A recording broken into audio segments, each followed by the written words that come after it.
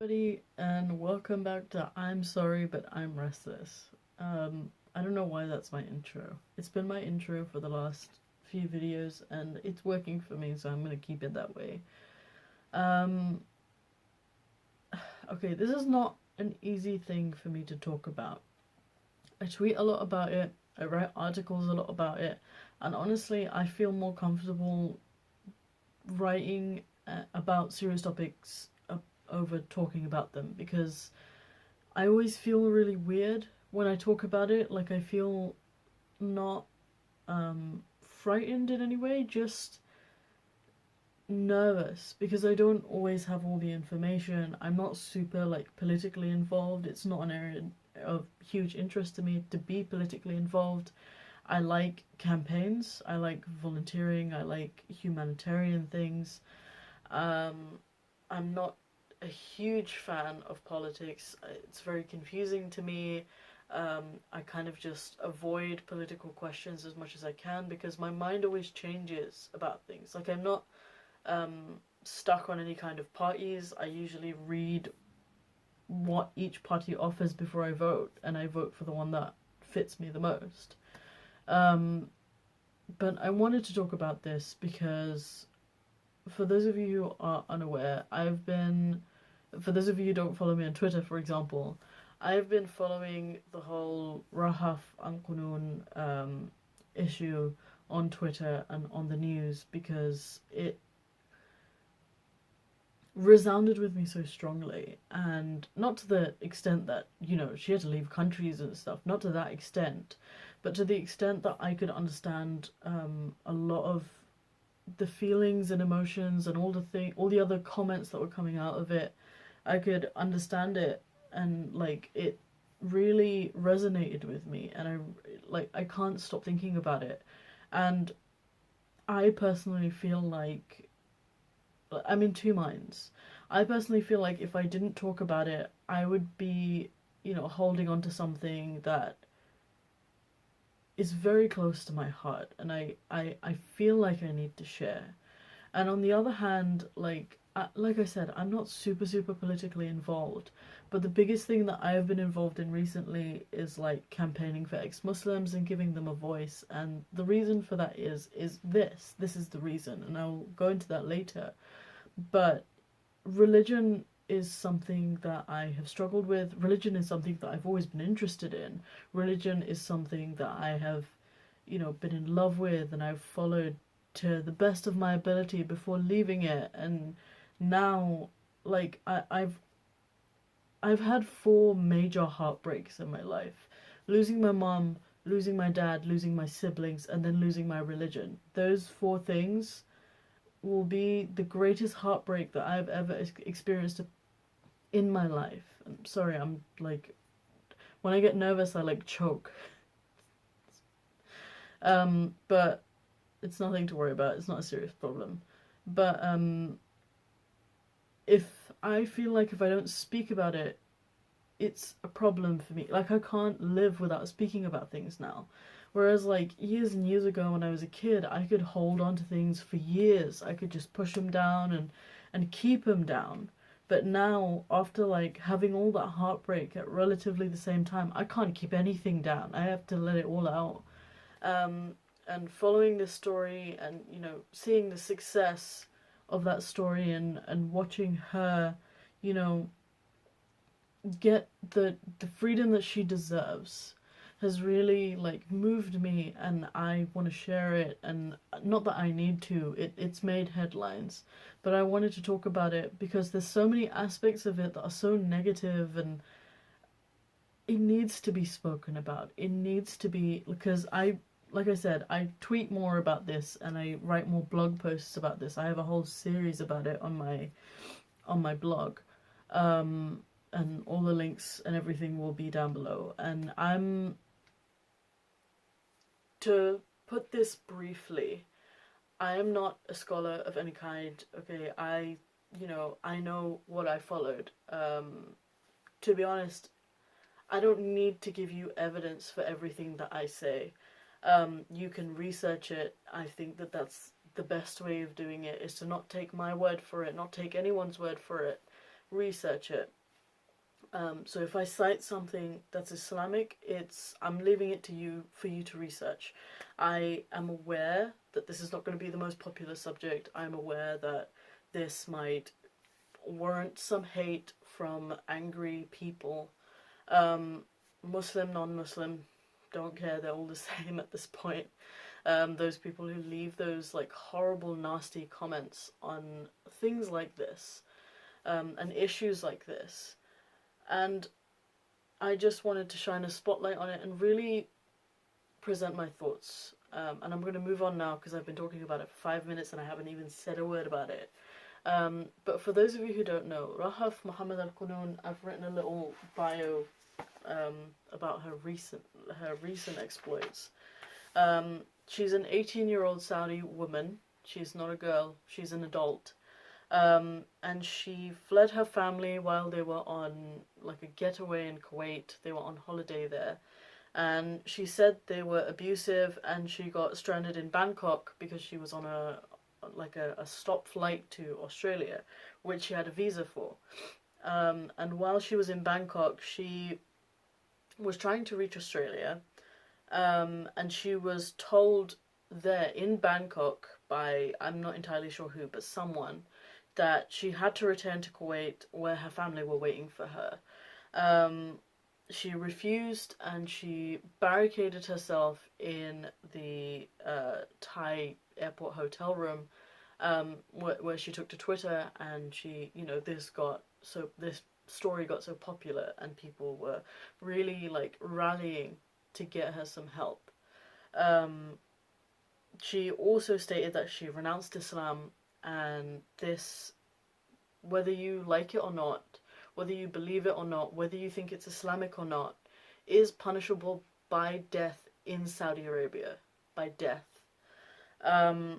She was also afraid that her family would kill her, as she had been abused by them before, both physically and psychologically, which included being locked in her room for 6 months for just cutting her hair.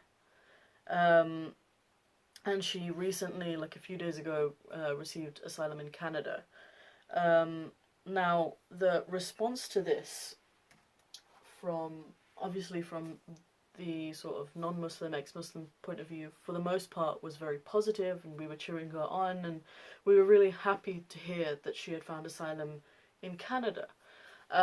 Whereas some Muslims were less than mature, saying that she just did that so she could have promiscuous, hot, fleeting sex, so she could drink, so she could smoke, that she was disgusting, that she was this, that. Okay, it's just slander and calumny, basically, at this point.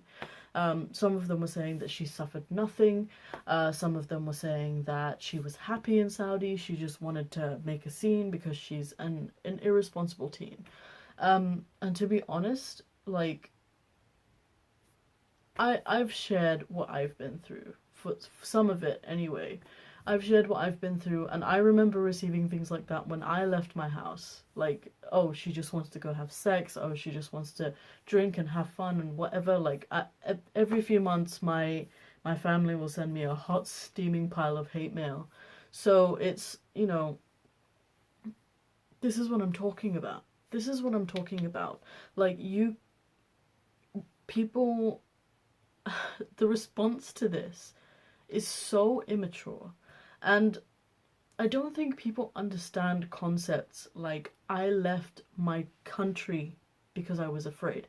I don't think people understand concepts of, I will die because I believe something I'm not supposed to believe. Like, I feel like that's a foreign concept to people who don't live in that environment. I feel like when somebody says, oh, that person, it's like a child. When you tell them that somebody died, they don't really understand what's going on. When somebody says that an apostate is punished by death in more than just Saudi Arabia, in a number of countries that follow to some extent the Sharia law, who have blasphemy laws for people who go to prison or are actually sentenced to death. Like, I feel like people in the West who, like, just throw it off as a myth or don't believe it or say that that's not Islamic, they don't understand what dying is. People have been put to death for this, from since Islam was born to now. People like that is a continuing pattern. You know, after like I don't want to get into the history of it. There's no if you are in pure denial that is something that is stated in Sharia, in the law of Islam. If you are in denial of that fact, I cannot help you. Okay? It is up to you to find the information that you need to know the truth. If you are so insistent on a belief that is not true, I cannot save you from that. There is no way. Okay? And I know that because I preached Islam for many years. I preached Islam mainly online. I went, I know that. If somebody believes something is true, until they have taken it upon themselves to research that thing that they think is true, nobody can change their mind. And I'm not going to try and sit here and do that. I'm just going to state what I objectively think. Okay? And this is the main thing that I wanted to talk about, is thought crime. Thought crime. Okay. I have followed the ex-Muslim posts on Twitter for about a few weeks. I'm not even going to say for months. And I have found Muslims and non-Muslims, Muslims and non-Muslims, silencing ex-Muslims from campaigning against things like thought crime. And I don't get it. I don't understand it. It's like 1984. You are literally killed for something that you think. I saw a tweet somewhere, and I'm not going to post it. Again, up to you to research it. I saw a tweet somewhere saying that Rahaf had committed treason, like she was treacherous to Saudi Arabia, and that's why she deserved to die. And I have heard that argument being used before, that apostasy is like treason against the state. And when I was a Muslim, that's how it was justified to me. That if you apostate, it's like committing treason, which, when you're a Muslim, you just kind of, nod your head and you just kind of say, God knows best. That is how you are as a Muslim. You just trust in God, and He gives you all your answers, and that's what you believe. But when you hear things like treason, does anyone know what treason means? Treason is when you reveal like a state secret. Treason is when you defect from an army. In a time of war. Treason is when you betray your country. Treason is not when you change your religious belief. That is not what treason is. That is a personal choice. That is a freedom that should be, enjoyed by everyone. People who leave other religions to follow Islam, that is their right. That is their right as human beings to do. And I have a lot of problems with Islam. That's why I left. But if anyone who is Christian, Jew, atheist, whatever, you want to start following Islam, I will not say that you can't do that. I will give my opinion, but I will never stop you from believing what you want to believe. But these people in Saudi Arabia and other countries, I'm not an expert. I do not have the whole list. I'm saying that now. You can research it for yourselves. And like I said, if you want to not believe these things, it's down to you to believe what you want to believe, But it is known, it is understood that there is more than just Saudi Arabia. These people in Saudi Arabia and other countries who are following this ruling are killing people because they are changing their belief. And she was afraid that her family would kill her. I am a UK citizen. I was afraid that my family would do something to me, ship me off to Bangladesh and get me married. Or I suffered at the hands of my father, who would just beat us for not praying. I live in the UK, and I was silent about it for over 20 years. Imagine, how many girls are hiding under that. Imagine how many of them there are. And I understand I understand that there are Muslims out there who want to be Muslim and love being Muslim, and you know, their whole shtick is loving people and being peaceful. And you know what? Fair dues to you. Fair play. If you are a peaceful human being and you allow people to coexist and you are not racist nor homophobic nor, you just live and let live. I have no problem with you. I have no qualms with you. I think that you are allowed to believe what you want to believe, and you are allowed to be happy in the things that you believe. But there are so many people who will show one face to the public, like my father did and some members of my family do, and then behind closed doors they will use things in Islam that are mentioned in Islam, like beatings, like,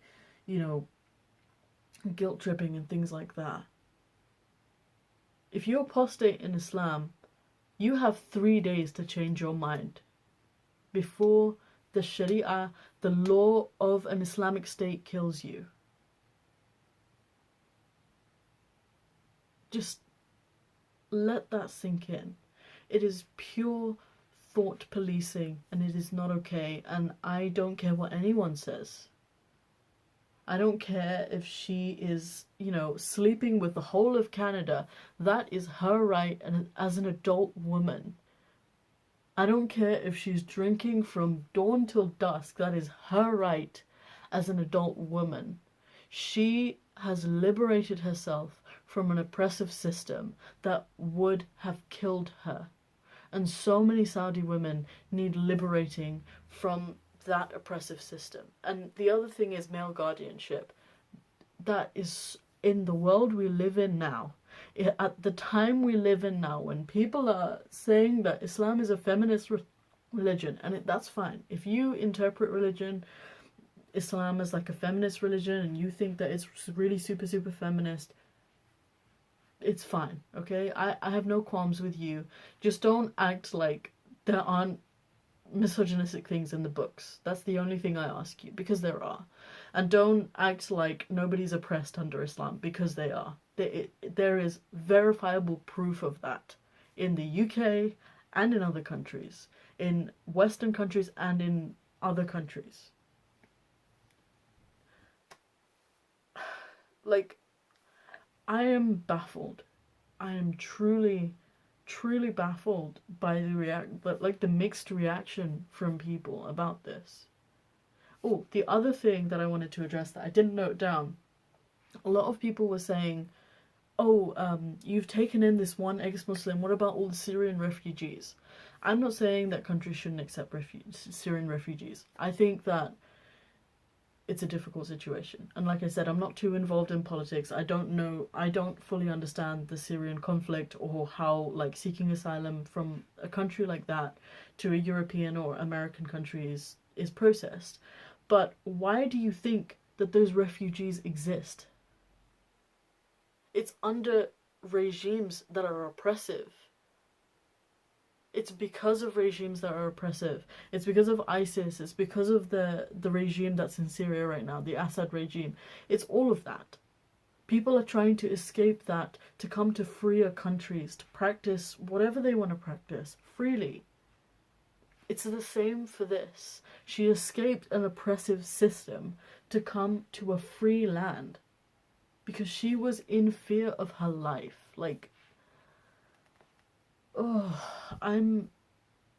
I needed to get this out. I needed to get this out, and I needed to congratulate Rahaf, because I am so glad that you were able to pull that off.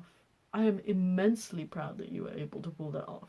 And I have not stopped thinking about you for a week. I have not stopped. I have been checking incessantly whether or not you were okay. And I never really tweeted you directly. I didn't find a reason to. I just wanted to make sure. I just wanted to follow. And I think it's a really important issue that people need to understand. People need to understand that things like policing how someone thinks, policing what they believe, is so fucked up. Just stop. Just stop.